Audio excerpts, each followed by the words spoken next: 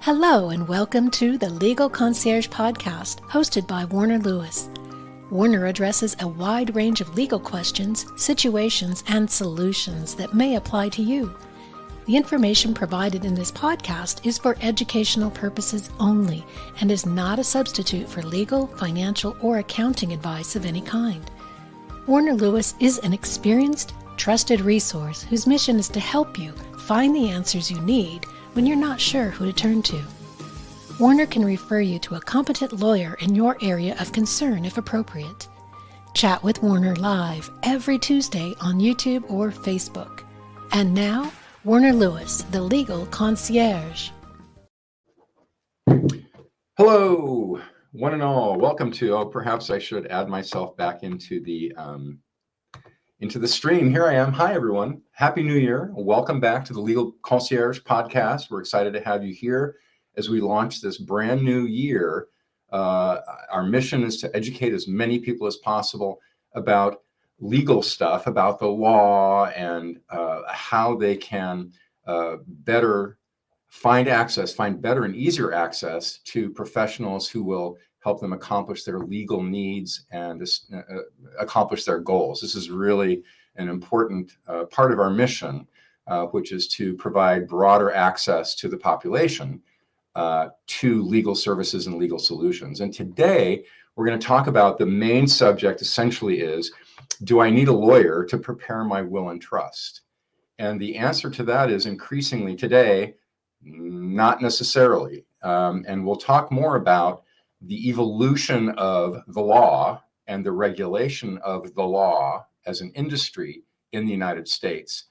And again, our purpose is to broaden the public's access to easy, cost-effective, comprehensive legal solutions.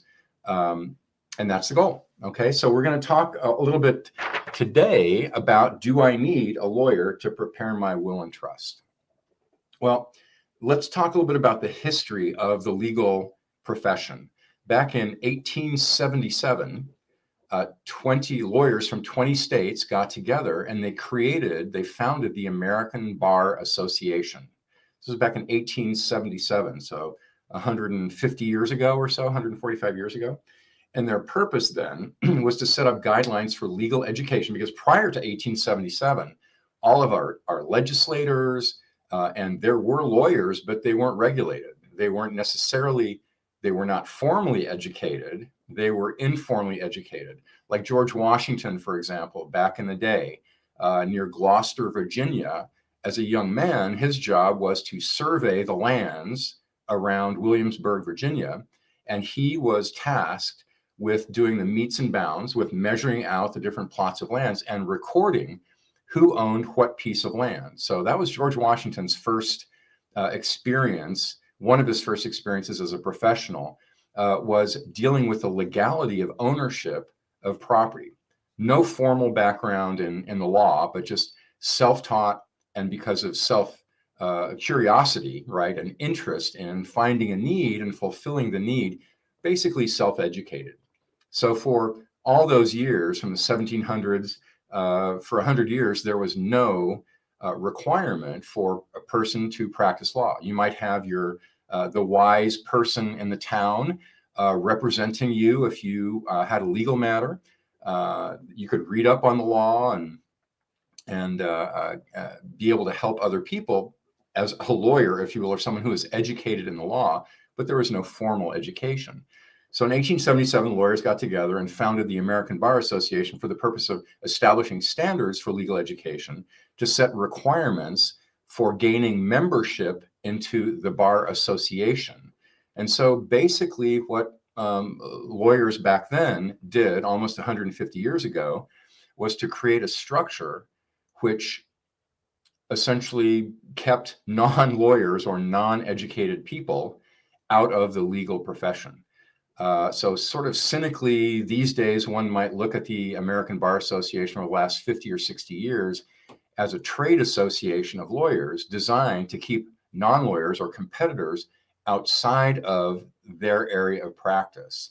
So for years, lawyers have established rules against the unauthorized practice of law. And so they would go against non-lawyers and prohibit them from practicing and encroaching upon their livelihoods. So in Arizona, it's a little different. It's sort of been the Wild West here for a long time.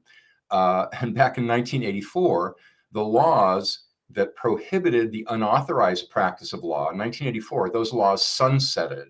In other words, those laws no longer applied. And so for that next 10-year period from 1984 to 1994, when I became involved in the industry as a newbie, working with others who were, educated, obviously, and knew how to do this, learning from them. But there was no prohibition against non-lawyers serving the legal needs of people, individuals, and businesses here in the state of Arizona. So that upset a lot of lawyers, that they couldn't really come against non-lawyers for practicing law. But in, 1994, when I started, I was not licensed, obviously, but was providing legal information, never any advice. But in 2003, the Arizona State Legislature and the Arizona Supreme Court determined that consumers would be better served by having a competitive legal services marketplace.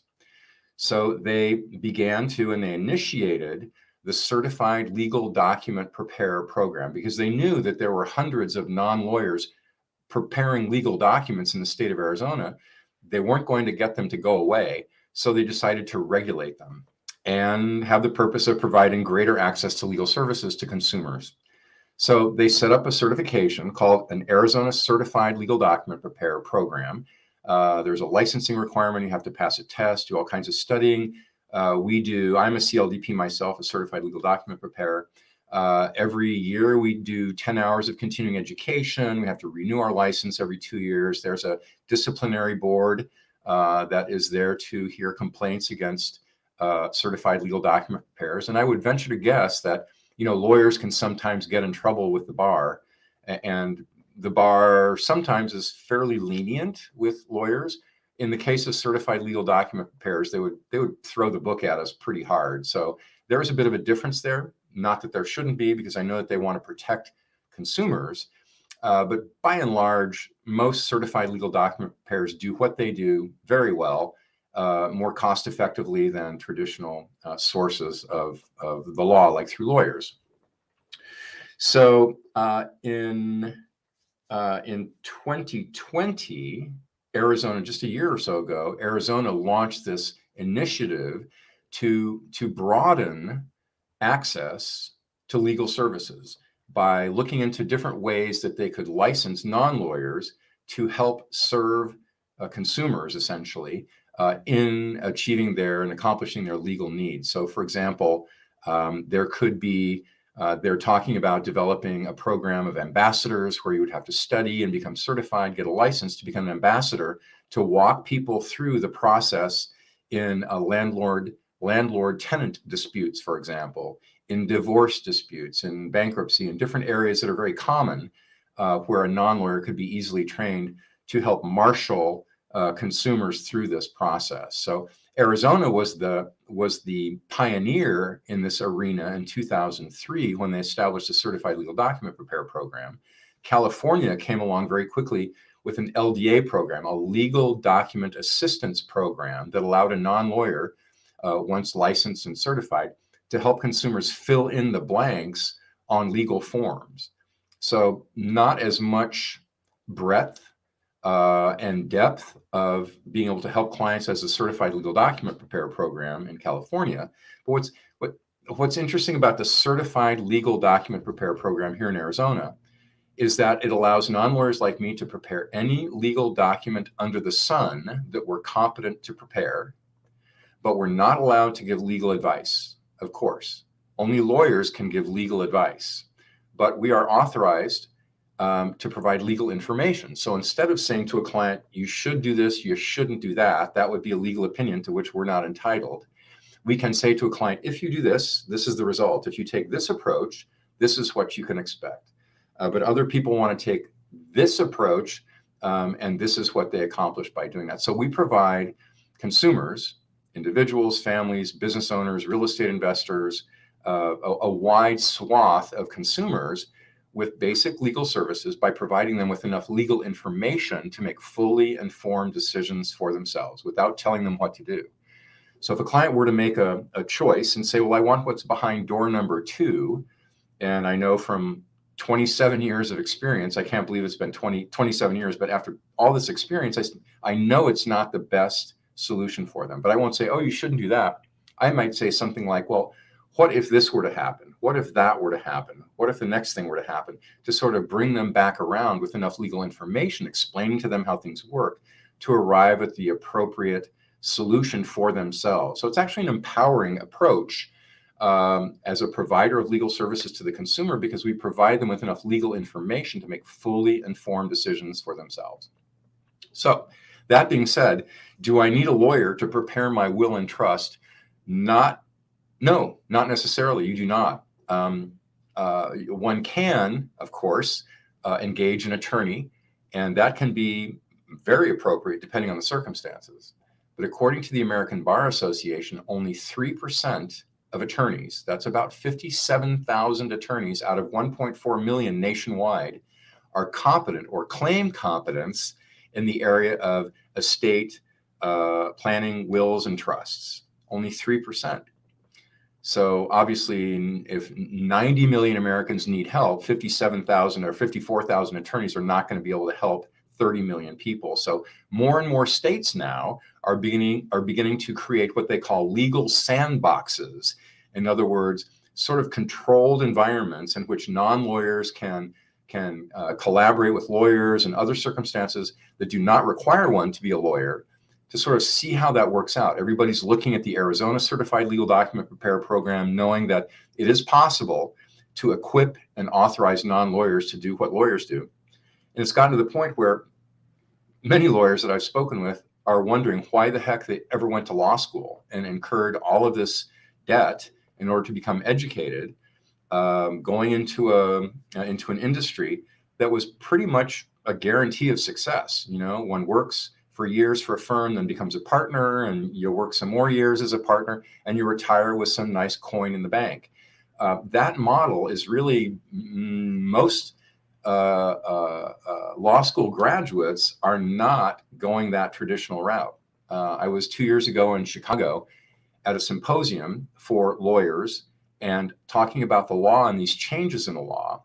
And I think LegalZoom's senior vice president was there and a bunch of other movers and shakers in the legal services industry.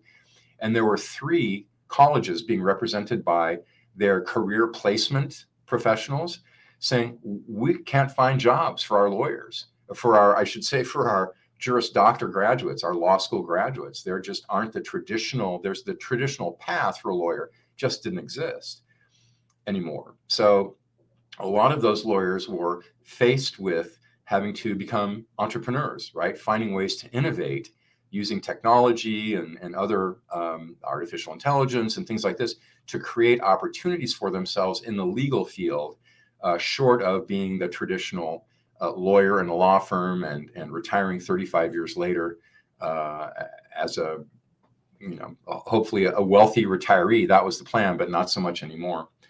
So in any case, this movement, the whole legal system seems to be turning on its head, seems to have been turned on its head by all of these changes in technology, where one can go online, fill in the blanks, and produce a will or a trust. I'm not recommending those because usually the result of those software solutions is lowest common denominator. I don't know about you, but I'm not a lowest common denominator type circumstance or person. I require more hands-on, more consultative approach to my unique needs, and that includes most of us. You know, many of these software programs that you can pay a couple $100 and generate a document online by yourself will say in their EULA, in their software agreement, look, we're not guaranteeing this or the suitability of our software for any particular purpose. In fact, some of them that I've read say you use this software at your own risk. We're not giving you any guarantee or warranty that it will work out the way you expect it to. So there's something in the middle between the software program and the full-blown law firm that's going to charge $300, $400, $500, $600 an hour and more, or $4,000 to $5,000 for a trust and up. There's this middleware, this middle space where entrepreneurs like myself can become properly licensed and can assist clients in the process of getting their legal documents put into place. So what I'm going to do, is there a cost for my services? Wow, that's a great question. So the initial consultation, let me do this. Let me go to the slide, okay? And I want to just say, if you have any questions about any of this, go ahead and contact us. Go ahead and take that full screen, Toby, if you don't mind, or more full screen, where you can schedule a free consultation. So to answer this question, is there a cost for the services? The consultation, the initial consultation, is always at no charge. I will speak with anyone in a consultative environment to get an idea of what the circumstances are, no charge. And so that's, I think, a valuable service that we can provide. If you do have questions about anything that we've discussed so far, or about estate planning, business planning, asset protection planning in general, feel free to call or to go to my calendar. You can go directly to my calendar link at calendly.com/Warner-1 and send your questions or send your questions to warner@legal-concierge.net. I'd be happy to answer all of your questions. So let's go back to this whole idea of legal services and how legal services are changing. So recently, I just read that Utah became the first state, that allowed non-lawyers to own a law firm. In other words, 100% owned by non-lawyers.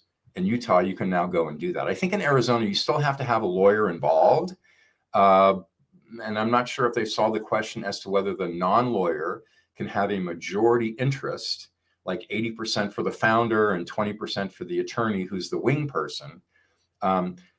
I think the issue there is that they want to make sure that the tail doesn't wag the dog. In other words, that if there is legal advice needed, that the non-lawyer, as the employer, cannot influence the legal decision-making or curtail the legal opinion generating power that only the lawyer has. So we're still sort of dancing in this gray area to find out how we can create an acceptable environment where free enterprise is honored, where the freedom of creating businesses and the freedom of speech can be honored.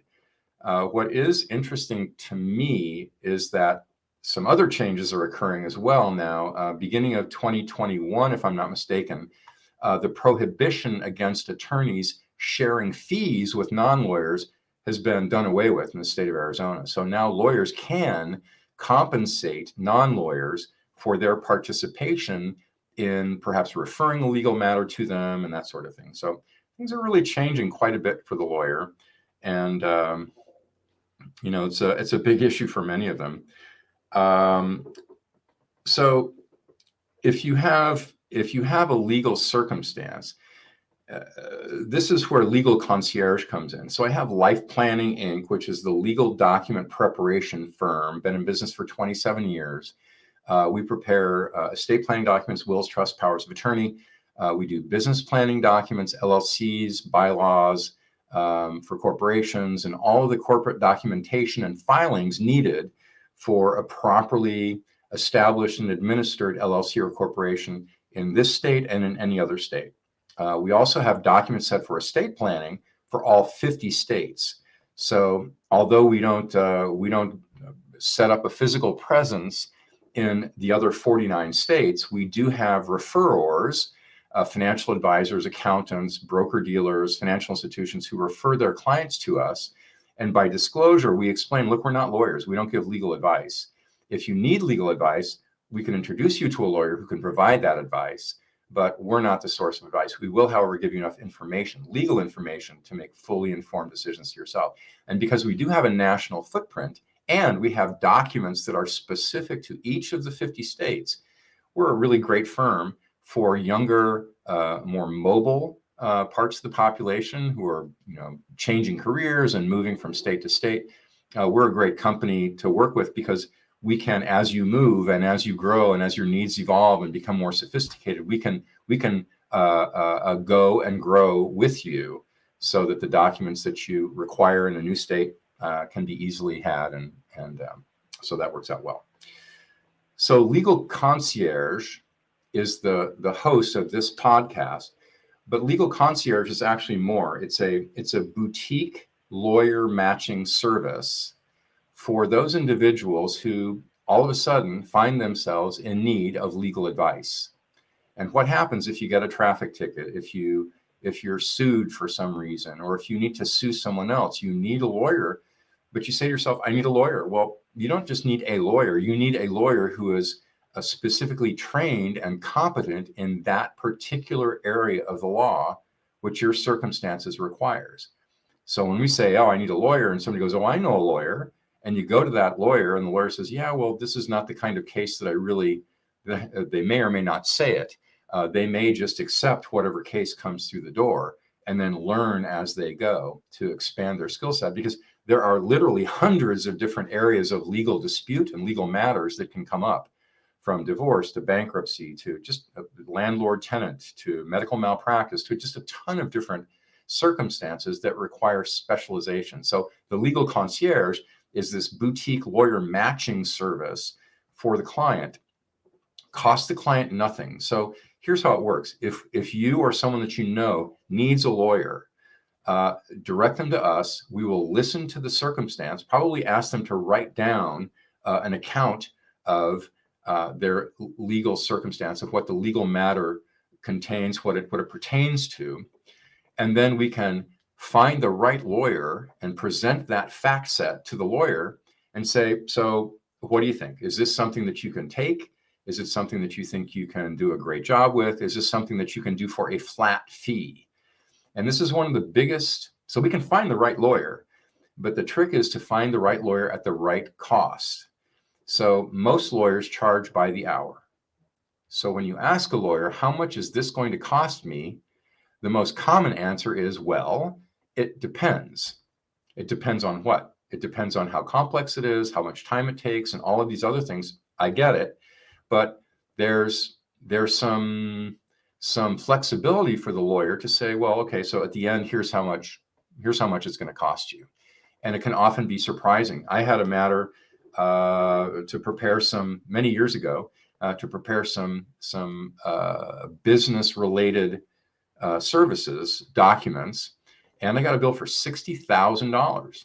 I'm like, wait a minute, 60 grand, that's a lot of money. How do you come up with that value, with that cost? And the lawyer said, well, what do you think? What do you think you should pay me? And I said, well, I think what you did was worth $20,000, $15,000. He said, fine, that's fine. Just write me a check for 15 grand, we'll be done. So there's this disparity between the provider of the legal service oftentimes and the consumer. And so our goal in terms of what it's going to cost. And so our goal, our mission, and our process includes finding the right lawyer qualified for that particular matter that you or someone that you know of requires, and to do it on, as much as possible, on a fixed fee basis. In other words, where the attorney says, I will agree to invest this much time and produce this result in exchange for this much money. And that way, as consumers, we have the peace of mind of knowing what that specifically designed or defined, I should say, that specifically defined matter is going to cost.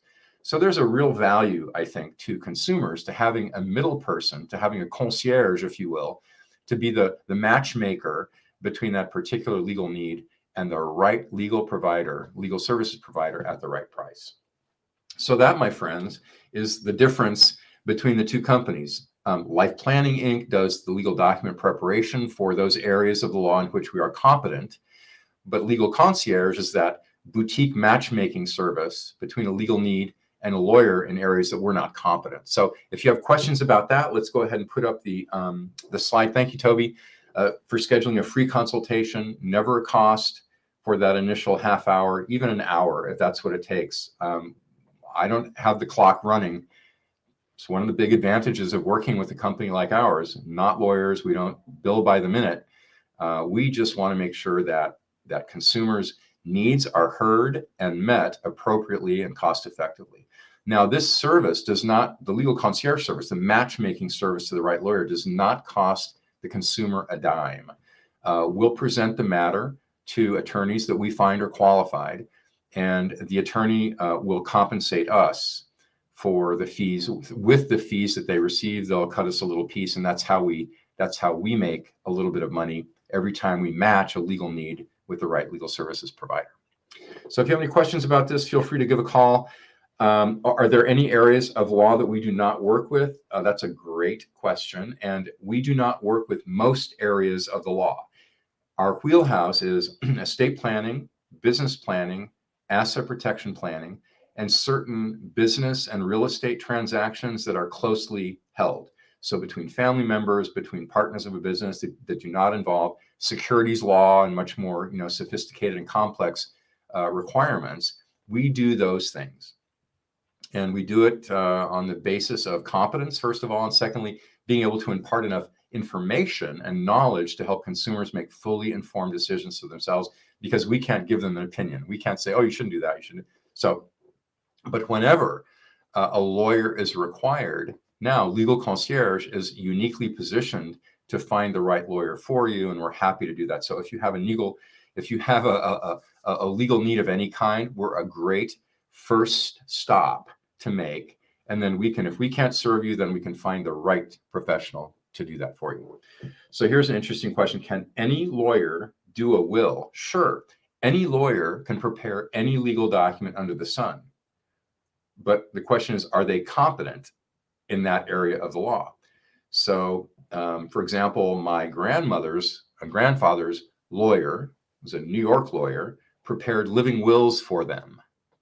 And they used a living will format that was fine in New York, but didn't work in Oklahoma, where my grandparents resided. So the day that my father went to the hospital to take his mother off of life support, they looked at her living will and they said, sorry, you can't use that living will in Oklahoma. It doesn't meet our requirements for the form factor or the content. So my dad was turned away at the hospital saying, nope, you can't take your mom off life support. So my dad went to the judge and said, Judge, clearly it's my mother's wish not to be kept alive. Here's the document, signed, notarized, witnessed. Clearly she did not want to be kept alive in this circumstance. And the judge said to my dad, if you use that document to take your mother off life support, we will try you for murder in the state of Oklahoma. So my dad took his mother home, got nurses round the clock, skilled nursing care, to take care of her while she was in this vegetative comatose state. And she survived almost 3 years.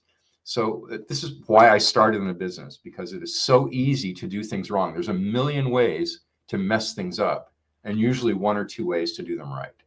So yes, any lawyer can prepare a will, but what level of competence does that lawyer bring to that particular matter?